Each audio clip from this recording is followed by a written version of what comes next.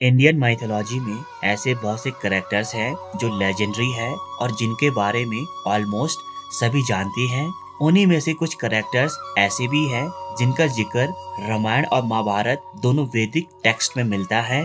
इसलिए आज हम रामायण और महाभारत में से कुछ ऐसे ही 12 करेक्टर्स को डिस्कस करने वाले हैं जो इन दिनों ही ग्रंथों में पाए गए। तो चलिए बिना कोई देर किए let's get started.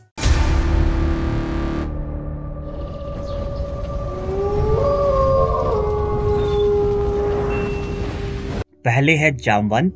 Jamwant Ramayan के पात्र हैं जिन्होंने राम सेतु की रूपरेखा तैयार करने में अहम भूमिका निभाई।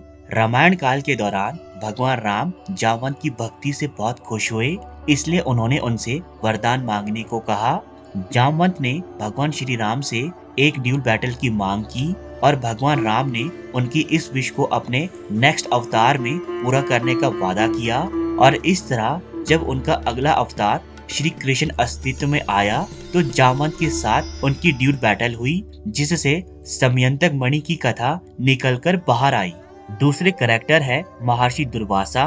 महर्षि दुर्वासा महर्षि अत्रि और अनुसुईया के पुत्र थे, जिन्होंने श्री राम और सीता की सेपरेशन को पहले ही प्रिडिक्ट कर दिया था। इन्हें मोस्टली इनके गुस्सैल स्वभाव और श्राप देने की प्रवृत्ति के कारण जाना जाता है। तीसरे है नारद मुनि।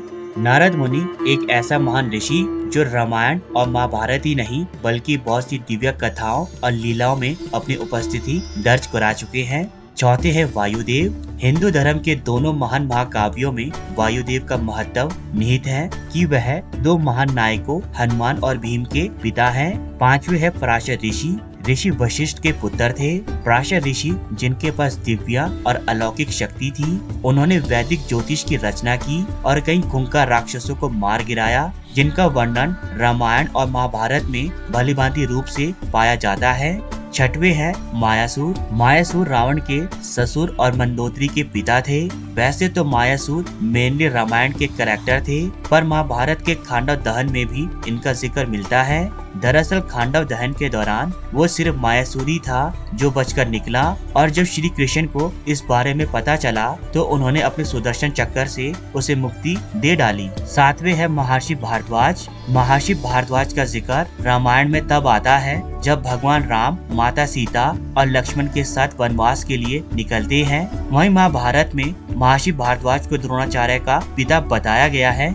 आठवें है कुबेर। रामायण काल में कुबेर का जिक्र रावण के भाई के रूप में होता है, जबकि महाभारत में कुबेर का वर्णन पुलस्त ऋषि के पुत्र के रूप में मिलता है। कहा जाता है कि इनका जन्म एक गाय के गर्भ से हुआ था। नौवे है परशुराम। ऋषि जामदग्नि के पुत्र परशुराम का जिक्र सबसे पहले राम सीता स्वयंवर के दौरान देखने को मिला और फिर महाभारत काल में कर्ण उनके शिष्य बने।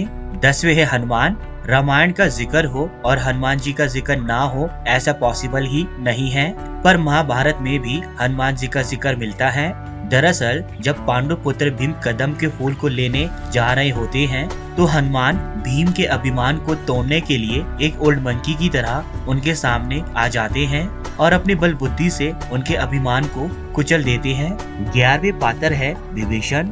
विभीषण के बारे में तो आप सभी जानते ही हैं कि इनके कारण ही भगवान राम रावण की मृत्यु का रहस्य जान पाए थे, पर इनकी एक भूमिका महाभारत में भी नजर आती है। कहते हैं कि युधिष्ठिर के राजसूय यज्ञ के दौरान इन्होंने भी बहुत से कीमती वस्त्र आभूषणों का दान दिया।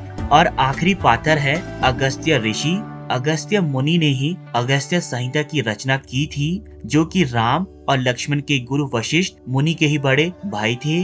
वहीं महाभारत में उनका जिक्र तब आता है जब उन्होंने विंध्य पर्वत को सूर्य देवता के आग्रह पर झुका दिया था। तो दोस्तों ये थे महाभारत और रामायण के 12 कुछ ऐसे लेजेंडरी कैरेक्टर्स जिनकी प्रेजेंस ने रामायण और महाभारत दोनों को ही खास बनाया। अभी के लिए इस वीडियो में इतना ही, मिलते हैं अपनी नेक्स्ट वीडियो पर। And please subscribe my channel ताकि हम एक वंडरफुल कम्युनिटी डेवलप कर सके।